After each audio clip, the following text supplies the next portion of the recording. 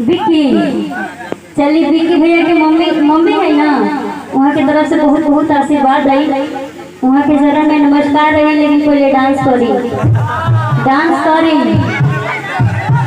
सब कोई डांस करी, सब कोई खड़ा हो जाओ, सब कोई खड़ा हो जाओ, सब कोई खड़ा हो जाओ। हिंदी गाना गाइए।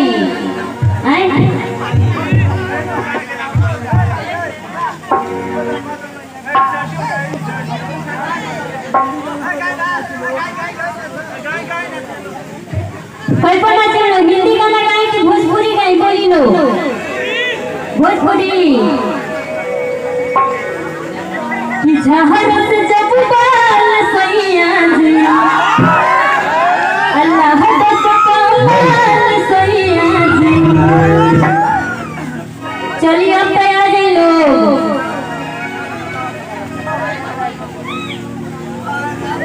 चलिए जाएंगे उडेरा तानी, वहाँ के मालिक कहीं जब होके ना ऐसे उडेरा तानी।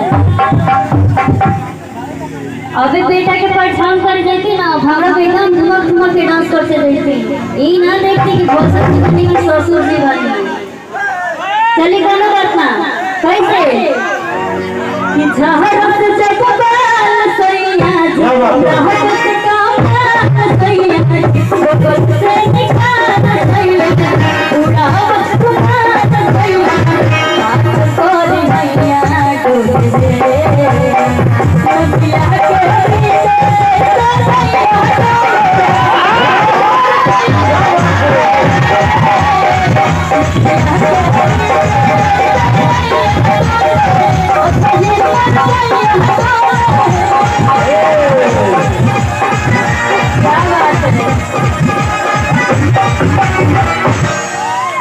बताएं इतना जाने में ये खुशी बा। हाँ सबको दुख बा, सब कोई के दुख नहीं के डर बा, डर। हाँ कहीं अगर भांगड़ा बाजी हो के पूछा तो के खा ये लड़का लोग कहीं हो सकता है, चाहे मालिक हो सकता है, इसी के रात है लोग आज सोचे तो नहीं लोग परछावन में तो सब कोई रहेला ना, तो बीच में ना चलन के हो ना देख ले, लेकिन सब कोई देखेला।